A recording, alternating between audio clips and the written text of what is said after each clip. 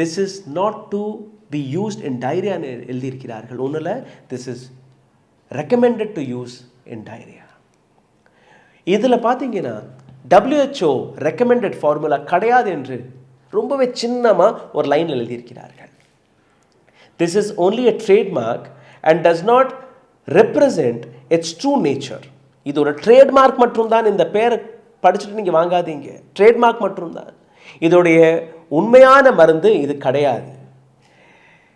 This is not WHO ORS.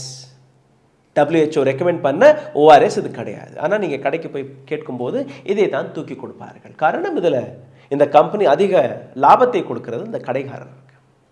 இன்னொரு பக்கத்தில் இருக்கக்கூடிய இந்த மருந்தை பார்த்தீர்கள்னா WHO ரெக்கமெண்டட் ஃபார்முலா என்று எழுதியிருக்கிறார்கள். இதை படித்து பார்த்துட்டு தான் நீங்கள் வாங்கணும். WHO ரெக்கமெண்டட் ஃபார்முலா இல்லைன்னா தயவு செய்து வாங்காதீர்கள். நீங்கள் உங்களோட குழந்தைக்கு விஷத்தை தான் கொடுக்கிறீர்கள். இன்னும் சொல்ல போனால் இதுவே தேவையில்லை.